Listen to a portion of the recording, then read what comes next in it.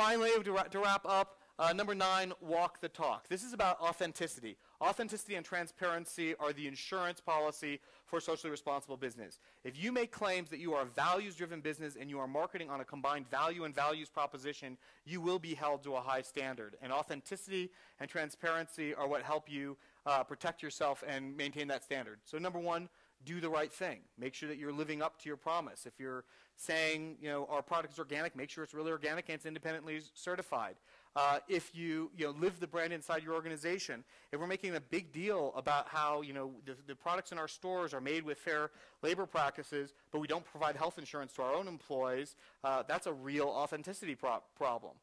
Expose yourself. I was talking about 7th Generation a little bit earlier. One of the things 7th Generation does is they do an external audit every year or two of all of their products, and they put on their website, hey, here's the stuff. We know that no one will buy our products if they don't work to clean. And we've done a great job of getting rid of a whole bunch of toxins in our glass cleaner compared to the conventional brand. However, there are still these 5 or 6 ingredients that aren't good for the environment, and we're still working on that. And we're making ourselves transparent and accountable to you, our customer, so you don't think, hey, by buying this, I'm buying the perfect product, and then, oh my gosh, I discovered they still have something bad in it. It's an authentic, transparent, exposing yourself and saying we're working on it. Let customers have an authentic experience. Make sure that customers are able to be a part of an experience that is unique and different. One of the things we talk about in our book is question sameness. Question normalcy. Make sure that the experience that you are doing is not a commodity experience, but is a special experience that your customers can then walk out and talk about. And make sure that you're making marketing choices that mesh with your values. I'm all about making sure that we use emotion in our marketing, but we have to walk a very careful line not to be exploitative in our marketing. If I'm making a claim that we are a socially responsible company and that we have an absolute policy around no acceptance of intolerance or bigotry, but I'm using ads that are demeaning to women, I'm immediately destroying my brand credibility. So a couple good examples of authenticity. Norm Thompson, one of the larger catalog companies in the U.S. Everyone at the time in the industry knew that you couldn't print catalogs on recycled paper because they just don't sell well. Your sales go down. Norm Thompson, kind of like Shorebank 30 years ago, said, I don't know if that's true. That might be BS. So let's find out. We mail out millions of catalogs. Let's send out 100,000 on 80% post-consumer waste, and let's send out 100,000 on 70, and 100,000 on 60, et cetera. And what they found was there was some truth that if you had too much post-consumer waste in, the sales did go down, but at the 60% level, of 60% virgin, 40% post-consumer waste, there was no difference whatsoever economically. Well, when you're sending out millions of catalogs a month, 40% makes a huge difference. And what they did with that is they said, you know what, this is great.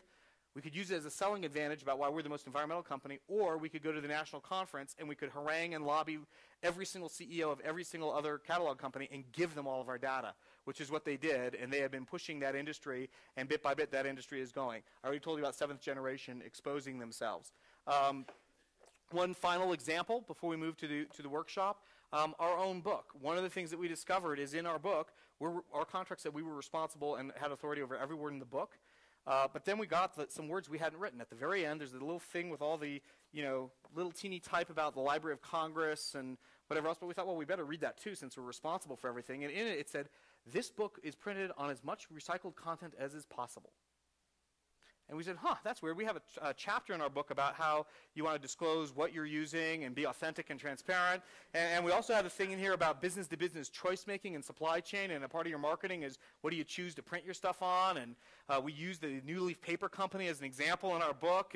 So we called up the publisher and we said, hey, we'd like this to be on New Leaf, 100% post-consumer waste.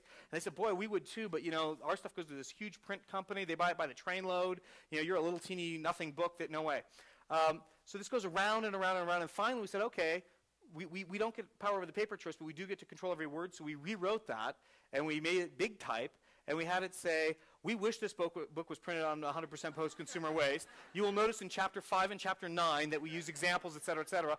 This book is not. We can't tell you what it's actually printed on. You can see the kind of wimpy descriptor that's been provided, and we suggest that you let every publisher that you buy books from know you want post-consumer waste paper. Guess what? They changed the paper. There's a...